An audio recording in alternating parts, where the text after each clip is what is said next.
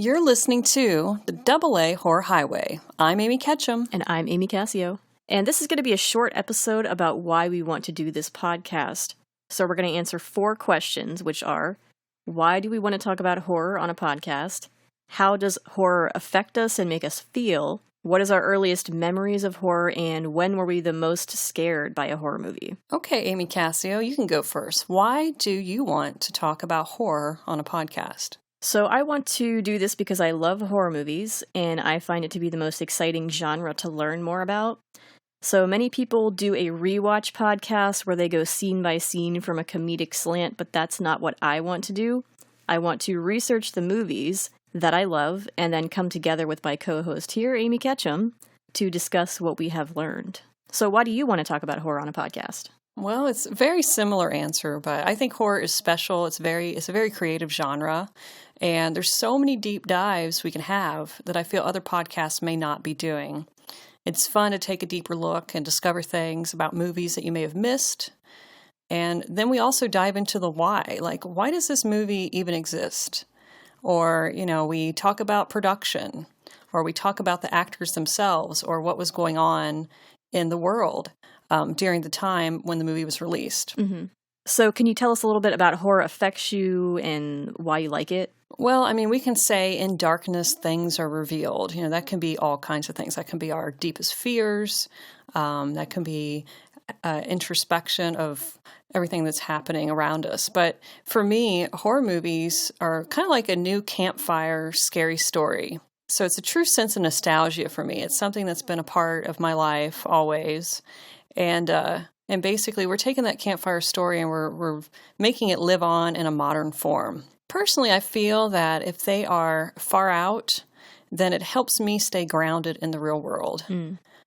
If the movie's good. And it can stir up all kinds of creative ideas within myself that don't even necessarily have to do with the movie. Just the simple fact that it's such a creative genre. And how about you? What do you get out of horror? What do you like about it?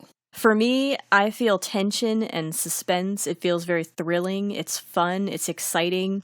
There's also a sense of relief when you're finished.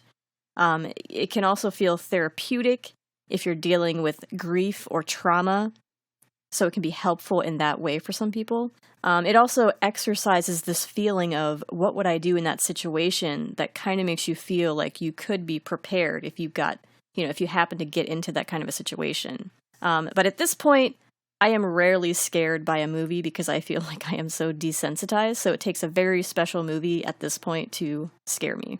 Right. I agree with that. And especially the therapeutic part. I think that happens a lot for me as well. Mm-hmm. You can walk into a movie and you can feel, really upset with things in the real world. And then there you are. You're in a whole new state of mind. And it's a form of therapy in a whole variety of ways for people, all different kinds of ways. Mm-hmm. So what are your first memories of discovering horror? Well, the first memory I have is it was probably the late 80s, so I was just a kid. I was under the age of 10. And for some reason, my parents set up the living room with a bunch of blankets and pillows for me and my sister to get on the floor. They turned out the lights, and they put on Cujo, and they left the room.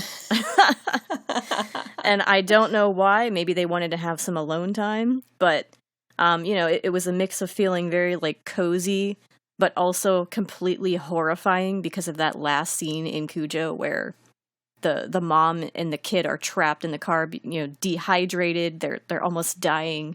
So that stuck with me for a very long time. And I also had a TV with cable in my bedroom. And so I always had horror movies going on in the background because at that time, specifically USA, the network was playing horror movies constantly. And then we had stuff like Up All Night, which was playing a lot of horror and B movies. So it was kind of always in the background of my childhood. What about you? Well, I'll share my 3 first memories, which was when I was 2, my parents did not agree with getting babysitters. So they took me to the movie theater to American Werewolf in London. And I remember my mother was covering my eyes the whole time, but I peeked. And it was, of course, the scariest scene of the whole movie. which is when he's out in the woods, and I don't remember exactly, but there's a nurse, and he turns into this demon green thing. It was terrifying. My second earliest memory is visiting at my grandmother's house. My uncle still lived there. He was young, under 20, and he had Fangoria, and we'd sit and look at all the Fangoria magazines. And also at their house, my third memory would be watching Nightmare on Elm Street, the first one, and I didn't remember the movie very well as I got older, but I always remember the one scene where Tina is in a body bag in the hallway at the school. And I never, knew what that movie was until many years later, but it stuck with me because it was just so terrifying and disturbing. So what has been your scariest horror experience?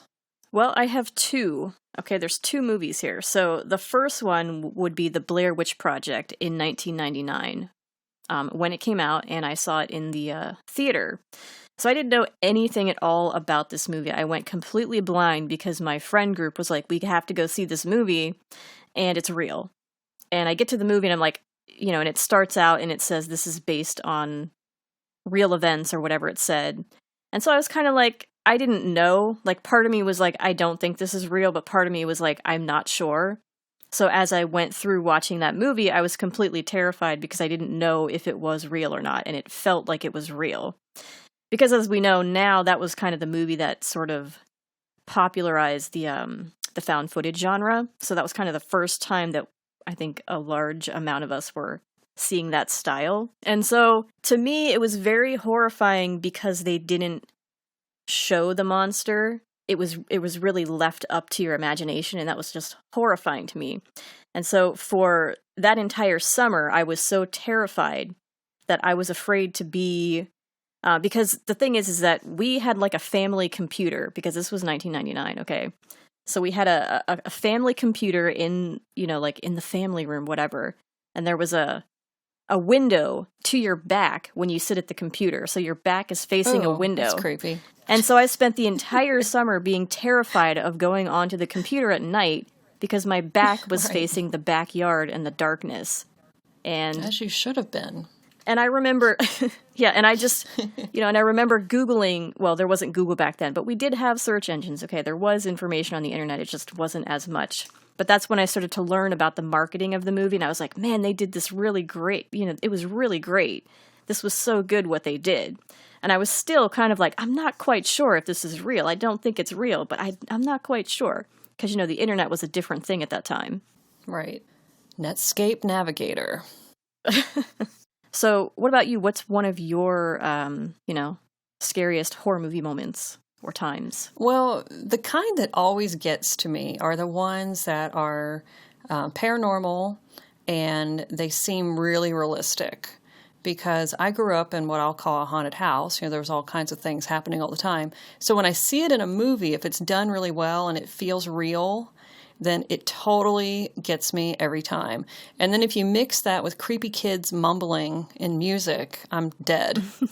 So late 70s, early 80s horror scares me the most if they take that minimal approach.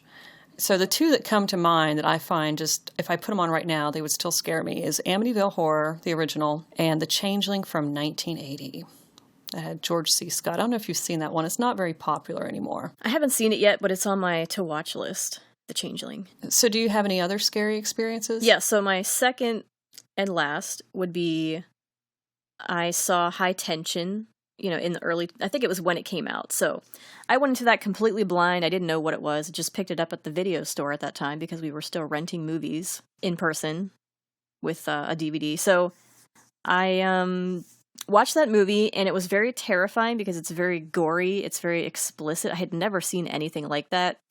And the chainsaw guy, he was just really terrifying to me. So by the time I was done with that movie, I was horrified. I was terrified. And I couldn't sleep with the lights off for a while. And my bed, like the foot of my bed faced the door to the bedroom. So every night I would go to sleep and my feet would be like facing the door. And I kept having this fear that this chainsaw guy was going to come in and chop off my feet. And so I lived that way for a while with the lights on at night. Well, I mean, I can add to that just a little bit, is that I had a unique memory of that movie, is that my bandmate, Matt, was really into foreign movies and he was into downloading movies. And I remember going over there to record music and he pulled that one up and he's like, you got to see this. This is crazy. And I mean, he actually burned me a copy to bring home, which is the only movie I can remember him ever copying for me. Like, he was that impressed. And although I didn't worry about the man coming to cut off my feet, I was definitely terrified by that one as well. It's a very intense, Oh, yeah. as they say, high tension movie. Yeah. Yeah, it's a part of the new French extremity genre that was happening at that time, of movies like that. So what about you said you had a second memory? Yeah, I've got a short one for you. You know, as with you, I'm sure, you know, you're desensitized after watching so much horror. So when I go to the theater, I don't usually jump or get scared or whatever. But I'll tell you, the one that got me was The Exorcism of Emily Rose. I went with my sister. There was no one else in the theater, I don't think. And it was just so creepy. Like when their faces melt, or other things I hadn't seen before in that movie. I mean, both of us, we were looking up and down the aisle, looking behind us, you know, just like trying to disappear in our seats. And I think that's probably one of the few times I've ever felt that in the theater. So that was pretty scary at the time. Well, I hope in this short episode you got to know us a little bit better, but keep listening, because in our first full podcast, we're going to be discussing the movie It Follows. And be sure to tune in every Monday for our latest episode. Connect with us on Instagram, Facebook, YouTube, or Patreon at AA Horror Highway. Find us on Twitter at Horror Highway, that's Horror HWY. Also, be sure to take a moment and rate and review us on iTunes. You can find all of our social media links and more by going to horrorhighway.com, that's Horror HWY.com. And I'm Amy Kasio. And I'm Amy Ketchum. You've been listening to the AA Horror Highway.